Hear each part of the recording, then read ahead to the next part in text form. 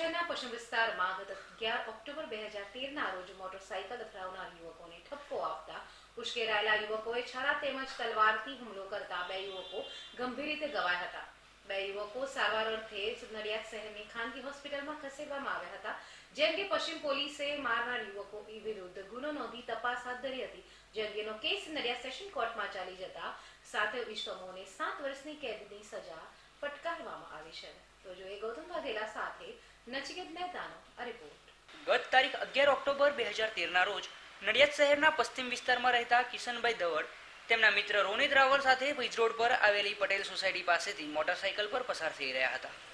તે સમયે રવિ ઉર્ફે બોક્સી સુરેશભાઈ પરમાર તથા તિમિર પરમાર મોટરસાઇકલ લઈને તે માર્ગ પરથી પસાર થતા હતા અને તેઓએ પોતાનું મોટરસાઇકલ કિશન દવડના મોટરસાઇકલ સાથે અથડાવ્યું હતું, જેથી કિશનને જોઈને ચલાવવાનું કહેતા બે યુવક અપશબ્દો બોલીને જતા રહ્યા બાદ તેની અદાવત રાખીને પૂર્વ આયોજિત કાવતરું રચી છરો, તલવાર, લાકડાના દંડા જેવા પ્રાણઘાતક હથિયારો લઈ કિશન તેમજ રોનિત પર જીવલેણ હુમલો કર્યો હતો.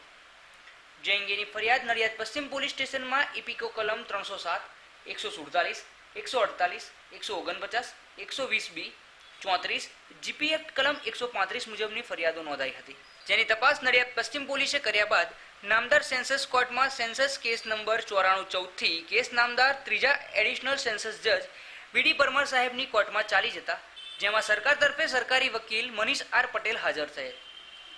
આ કેસમાં સરકાર તરફે 16 જેટલા મૌખિક પુરાવાથી સાક્ષીઓને તપાસવામાં આવેલ, જે નજરે જોનાર સાક્ષી તેમજ આ કામે 22 થી વધુ દસ્તાવેજી પુરાવાઓ રજૂ થયેલ હતા. જેમાં બંને પક્ષોની દલીલો સાંભળ્યા બાદ નામદાર સેન્સસ જજ વીડી પરમારે સરકારી વકીલ મનીષ આર પટેલની દલીલોને ધ્યાન લઈ આરોપીઓ રવિ ઉર્ફે બોસ્કી સુરેશભાઈ આદિત્ય, તિમિર ઉર્ફે રોમી પ્રદીપભાઈ પરમાર, સંજય ઉર્ફે તૈલી ધર્મેન્દ્રભાઈ તૈલી, સાગર મહેન્દ્રભાઈ ઠાકોર, ધર્મેશ ઉર્ફે વિકી ભૂપેન્દ્રભાઈ પરમાર, પ્રતિક ઉર્ફે ભુરિયો ચૈતનભાઈ છોડા પરમાર, હેમંત ઉર્ફે હેમુ ગોપાલભાઈ તૈલી સાતેય આરોપીઓની ઇપિકો કલમ 143, 147, 149, 307, 120B તથા 34 મુજબના ગુનામાં તસ્કરીવાર ઠરાવેલ છે. તેમજ દરેક આરોપીને ઇપિકો કલમ 34 અને 149 સાથે વાંચતા 307ના ગુનામાં તસ્કરીવાર ઠરાવી 7 વર્ષની સખત કેદની સજા અને દરેક આરોપીને ₹5000 દંડ અને આરોપીઓ જો દંડ ન ભરે તો વધુ 6 માસની સાદી કેદની સજાનો હુકમ કરેલ છે. આરોપીઓને ઇપિકો કલમ 34 અને 149 સાથે વાંચાતા 307ના ગુનામાં સજા અને દંડ કરેલ હોય આરોપીઓને ઇપિકો કલમ 34 અને 149 સાથે વાંચાતા ઇપિકો કલમ 120B, 143, 147, 148ના ગુનામાં અલાયદી સજા કે દંડ કરવામાં આવ્યો નથી. વિગત એવી છે કે તારીખ 11/10/2013ના રોજ નડિયાદ વીજ રોડ પાસે બાઇક અથડાવવા બાબતે સામાન્ય બોલાચાલી થયેલી. એ બોલાચાલી બાદ આરોપીઓ રવિ ઉર્ફે બોસ્કી અને તેના બીજા 7 મિત્રો બધાએ ભેગા થઈ ફરિયાદી અર્જુનભાઈ અને એનો મિત્ર રોનિત આ બધાને ત્યાં હુમલો કરેલો. આ હુમલામાં